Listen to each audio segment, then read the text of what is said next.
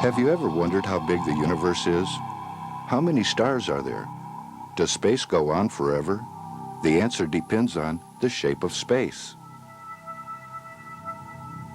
Let's explore some possibilities. There's an interesting star. This star looks familiar. Haven't we been here before? What's going on? What kind of space is this where we keep seeing the same stars again and again? It's easier to explain in a two-dimensional universe than a 3D one. But what would a 2D universe be like? Let's call it flatland. Life in two dimensions has its problems. When two flatlanders want to pass one another, they can't go around each other or to the side as we would, since they can't leave the plane. Our athletic flatlanders must jump over one another to continue on their way. The flatlanders live on the one-dimensional surface of their two-dimensional planet, just as we spacelanders live on the 2D surface of our 3D planet.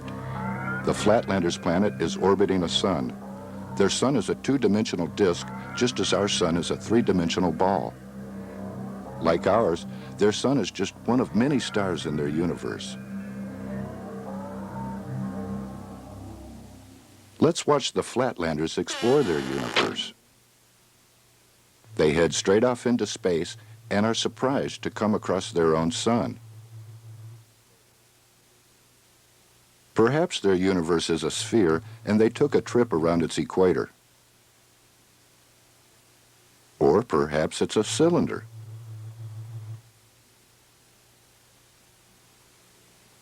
Or a torus. Each of these surfaces is a possible shape for a two-dimensional universe. Note that we have taken advantage of our three-dimensional space to see something that two-dimensional flatlanders can't see directly.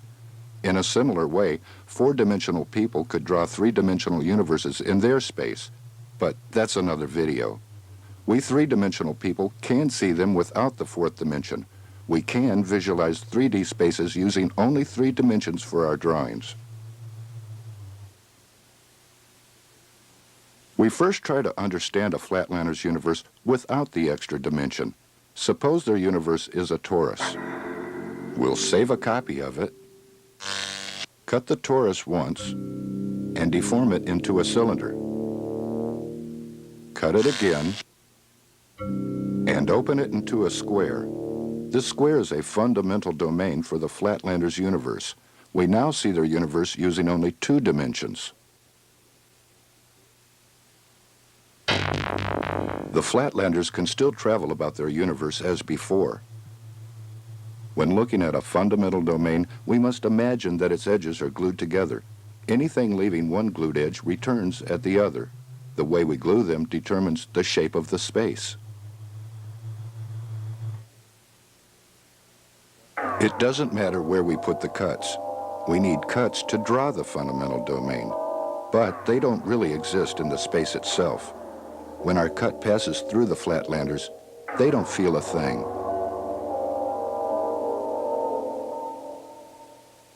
What do the flatlanders see in this universe? Their line of sight travels around the universe, and they see the back of their own spaceship. Like the flatlanders themselves, their line of sight can't leave their 2-dimensional space.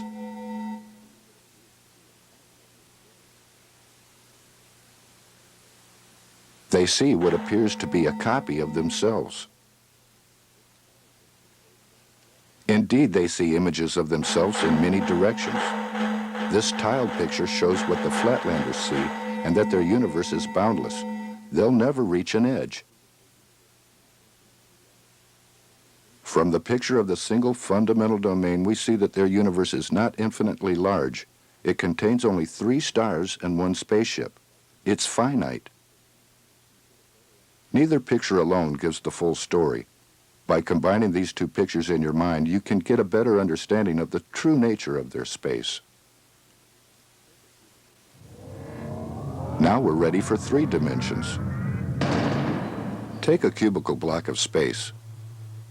We'll use this for our fundamental domain in 3 dimensions, just as we used a square in 2D. We glue the left and right walls. Now the spaceship can travel around this finite universe, passing the same stars again and again. We glue the top and bottom.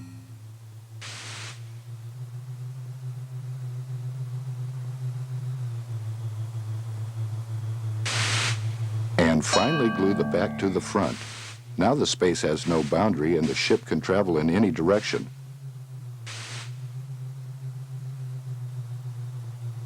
This space is called a 3 torus. Let's ride the spaceship inside the 3 torus.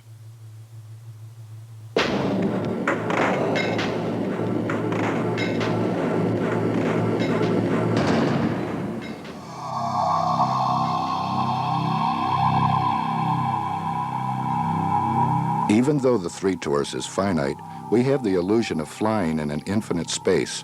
There are only 2 stars in this universe, but we see each one over and over.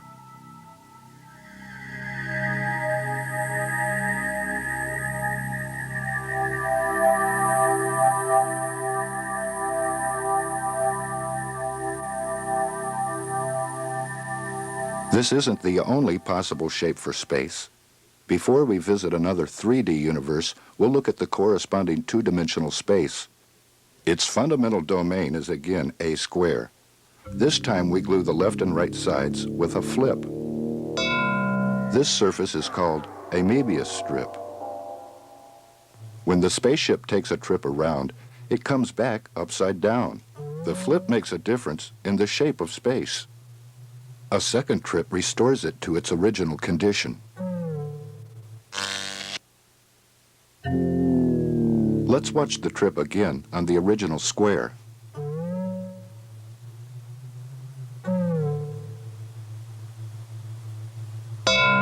Now glue the top and bottom of the square with no flip. What do the Flatlanders see in this space? Looking up, they see the bottom of their own spaceship. Looking forward, they don't see their ship right in front of themselves because of the flip. Their line of sight keeps going across the bottom. When it wraps around a second time, it's flipped again, and they finally see the back of their own ship. The Flatlanders have the illusion of seeing a reverse copy of their universe, followed by a regular one. They see infinitely many images of their universe, half reversed and half not. What if we do this in 3D? 2 pairs of faces connect as in the 3 torus. To make the flip, connect the top of the right face to the bottom of the left face and vice versa. After 1 trip, the spaceship appears mirror reversed. After a second trip, it returns to its original state.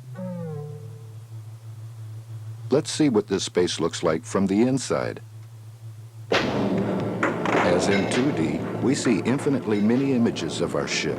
Half are mirror reversed, half are not. When we roll, our reversed images roll in the opposite direction. Life in this space is different than in the 3 torus, where all the copies of the ship move in the same direction, like a flock of birds. We fly this way and see ships in neighboring rows flying in the opposite direction. The mirrored images turn as we do, to fly along paths that seem to cross ours, but they can never hit us. That's impossible in this space. We've looked at only a few of the many possible shapes for space. There are other ways to glue the walls of a cube together. Or instead of a cube, we could use a different shape for the fundamental domain. The space we saw at the beginning of this video was really a 3 torus containing only 96 stars. This space is finite, but boundless. Astronomers face similar possibilities as they try to understand the real universe we live in, whose shape is still unknown. It is much larger than the simple spaces we've seen in the video and contains vast numbers of stars. But the same principle applies. What seems to be a star in a distant galaxy could be our own sun. The light we receive from it could be light which left the sun billions of years ago, traveled around the universe and is just now completing its trip. If we can someday find a pattern in the arrangement of the galaxies, then we will know the true shape of space.